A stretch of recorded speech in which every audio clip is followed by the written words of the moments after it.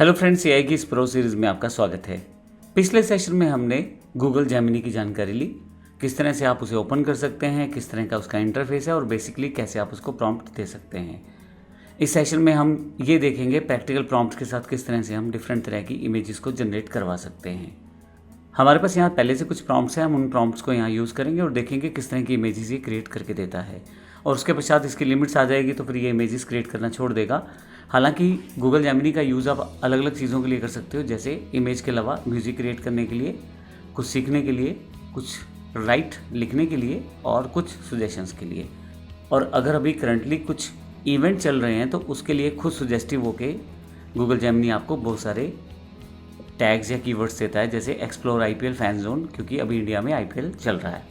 But anyway, अभी हम images की बात करेंगे और इमेजेस के लिए चलते हैं अपनी फ्री वाली ई बुक की तरफ।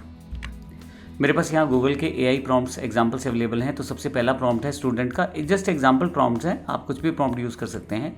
Explain cloud computing in simple language for beginners. तो एक क्लाउड कंप्यूटिंग के जो कॉन्सेप्ट को बिगनर को बताना है तो मैं वापस जाता हूँ अपने गूगल जेमिनी ब्राउज़र पे और यहाँ पे मैं क्लिक करके यहाँ से मैं चुन सकता हूँ कि किस तरह का मैं गूगल का एआई इंजन यूज़ करना चाहता हूँ, फास्ट थिंकिंग प्रो। लेकिन एक चीज़ ध्यान रखिएगा, अभी मैंने इसको इमेज वर्ड नहीं दिया है।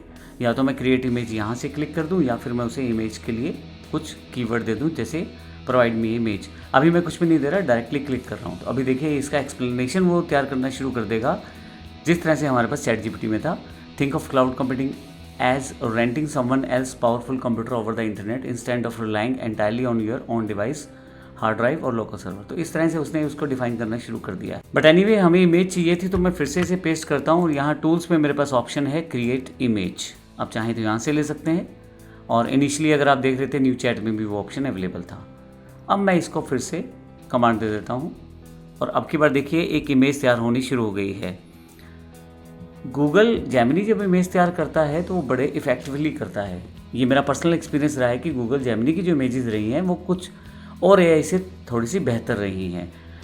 कुछ इस तरह का इनके पास एआई इंजन है जो बड़ा बेहतर परफॉर्म करता है, काफ़ी सारी चीज़ें वर्कआउट करता है साथ में और आपको आउटपुट भी प्रदान करता है।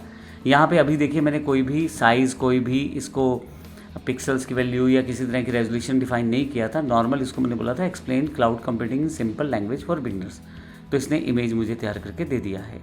अगर आप इस इमेज को देखें, मैं इसको दूसरी साइड पे खोल लेता हूँ साथ ही, तो देखिए ना केवल इसने इमेज दी है बल्कि उसकी एक्सप्लेनेशन दी है पूरी, जैसे what is cloud computing, a simple guide for beginners, delivering computing services, servers, storage इत्यादि जो भी डेफिनेशन है वो दी। नीचे की तरफ इसने 4 आपको फीचर दिए हैं, वो भी ग्राफिकली प्रोड्यूस करके।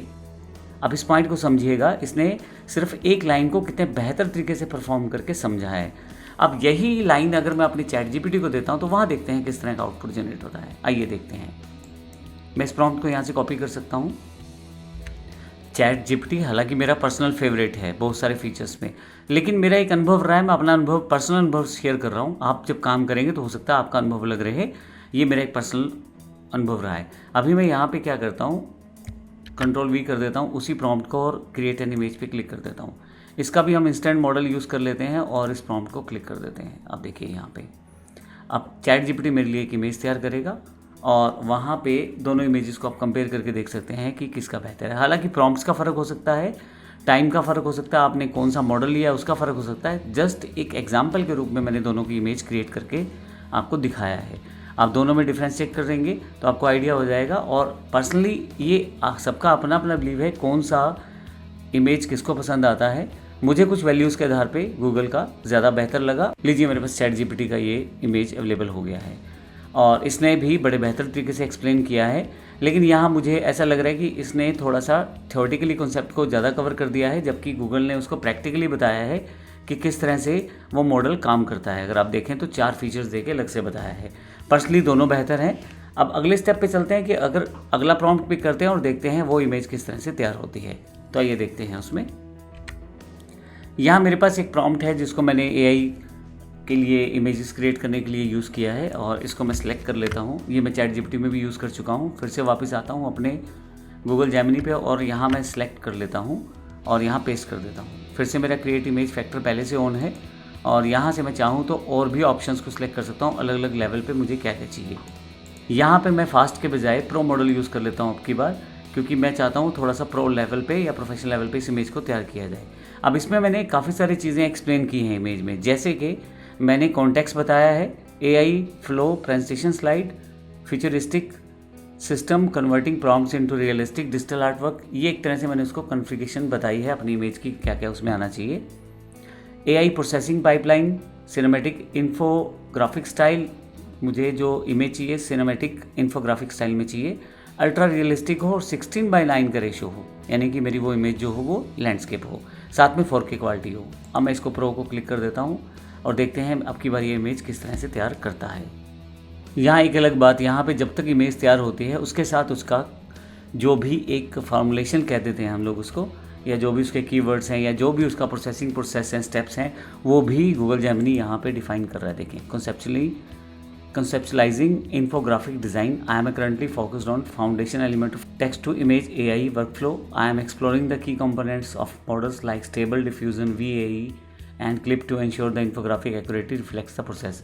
पहली बार उसने इमेज बड़ी जल्दी बना दिया था, लेकिन अब की बार वो पूरा समय ले रहा है उन चीज़ों को समझते हुए, और स्टेप बाय स्टेप नीचे की तरफ जाएंगे तो बहुत सारी चीज़ें ये डिस्कस करता चला जाएगा और वो एक बेसिक वर्कआउट बताएगा कि किस तरह से वो इमेज क्रिएट कर रहा है। यहाँ मेरे पास इमेज तैयार हो गई है। अगर इस इमेज को मैं आपको थोड़ा सा बड़ा करके दिखाऊं तो आप देखेंगे बड़ी बेहतर इमेज क्रिएट हुई है। पहले जो इमेज थी वो सिंपल थी, लेकिन इस बार हमने थोड़ा सा इसको प्रॉम्प्ट जो है प्रोफेशनल प्रॉम्प्ट दिया है, तो उसके अकॉर्डिंग इसने बड़े बेहतर तरीके से उस इमेज को वर्कआउट किया है। आप देखेंगे इंग्लिश प्रॉपरली लिखी गई है, कोई भी स्पेलिंग मिस्टेक नहीं है, साथ ही हर चीज़ को उसने डिफ़ाइन किया है, जिसमें उसने अपना जो प्रोफेशनल प्रोसेस है उसमें क्रिएट करके उसने प्रो वाला जो इफेक्ट वो दिया है। जैसे कि इसमें फ्यूचर ऑफ क्रिएटिविटी में text to image AI workflow में इनपुट बताया गया है, जो कि उसको प्रॉम्प्ट में दिया गया था कि भाई अगर हम प्रॉम्प्ट देंगे तो किस तरह का आउटपुट आना चाहिए। स्टेज 2 पे उसको क्रिएशन प्रोसेस बताया गया, प्रोसेसिंग कैसे हो रही है उसकी, जो भी यहाँ पे न्यूरल नेटवर्क कोर है, latent space diffusion, iterative refinement, बहुत सारे टूल्स जो यहाँ यूज़ हो रहे हैं उसके बारे में बताया गया है। स्टेज 3 में फाइनली इमेज जो क्रिएट की गई है वो फाइनल आर्टवर्क आउटपुट के रूप में दिखाई गई है। तो एक तरह से पूरा का पूरा उस इमेज को एक्सप्लेन किया गया है जो हमने उसको प्रॉम्प्ट दिया था। तो इस तरह से जो गूगल है और जो उसका जेमिनी प्रोडक्ट है वो बड़े बेहतर तरीके से परफॉर्म करता है इमेज क्रिएट करते हुए। अगर आप इसकी थिंकिंग देखेंगे तो शो थिंकिंग में आपको पूरा स्टेप बाय स्टेप बताएगा कि कौन कौन से स्टेप्स के बाद इसने इस इमेज को तैयार किया है। गूगल के जो कॉन्टेक्स्ट के जो बेसिक बेनिफिट्स हैं उसके साथ साथ आप इसे लाइक, डिसलाइक, रीडू और शेयर इमेज करके भी इसको कहीं ना कहीं अपने प्रोसेस में ला सकते हो। इसके अलावा भी बहुत सारे फीचर ये आपको देता है। अलग से ब्रांच क्रिएट करके वहाँ पे अलग से आप इसको काम कर सकते हैं, इमेज को कॉपी कर सकते हैं, डाउनलोड और इत्यादि चीज़ें जो बेसिक चीज़ें चलती हैं इसमें। अब आपको मैं ये भी बता दूं कि यहाँ टूल्स में और भी चीज़ें हैं, जैसे आप म्यूज़िक क्रिएट कर सकते हैं, गाइडेड लर्निंग सीख सकते हैं और कैनवास प्रोसेस पे काम कर सकते हैं। चलिए, अब ये तो बात हुई कि आपका गूगल जेमिनी क्या है, कैसे आप इसको यूज़ करते हैं। पिछले 2 सेशन में हमने इसका अकाउंट बनाना भी सीखा और फिर हमने देखा किस तरह से आप इमेजेस क्रिएट कर सकते हो। लेकिन अब एक छोटा सा प्रीव्यू ले लेते हैं कि अगर चैट जीपीटी की बात की जाए और गूगल जेमिनी की बात की जाए तो इन दोनों में क्या कंपैरिजन्स हैं। यहाँ पे मैं आपको बताता हूँ, अगर चैट जीपीटी आप यूज़ करते हैं तो वो बेस्ट है प्रॉम्प्ट इंजीनियरिंग के लिए, क्रिएटिव राइटिंग के लिए, कोडिंग की हेल्प के लिए, स्ट्रक्चर्ड रिस्पॉन्सेज के लिए, बिजनेस वर्कफ्लोज के लिए। इसी तरह से जेमिनी बेहतर है गूगल इकोसिस्टम इंटीग्रेशन के लिए, क्योंकि गूगल के बहुत सारे प्रोडक्ट्स रहते हैं तो जेमिनी उन सब चीज़ों के अकॉर्डिंग पहले से ही तैयार है। रियल टाइम प्रोडक्टिविटी प्रोसेस के लिए, इमेज एंड डॉक्यूमेंट अंडरस्टैंडिंग के लिए और सर्च कनेक्टेड AI वर्कफ्लोज के लिए। तो दोनों अपने अपने लेवल पे बड़े बेहतर टूल्स हैं, दोनों को आप प्रयोग कीजिए। जिसका इमेज आपको बेहतर लगता है अपने अकॉर्डिंग, अपने काम के अकॉर्डिंग, आपके प्रोसेस प्रोजेक्ट के अकॉर्डिंग, उसको आप यूज़ कर सकते हैं। हमने इन दोनों टूल्स को कवर किया है। नेक्स्ट सेशन में हम देखेंगे मेटा का टूल, मेटा AI का भी अपना, यानी कि फेसबुक वाली कंपनी जो मेटा है उसका भी एक टूल देखेंगे और देखेंगे किस तरह से वो इमेजेस तैयार कर सकता है।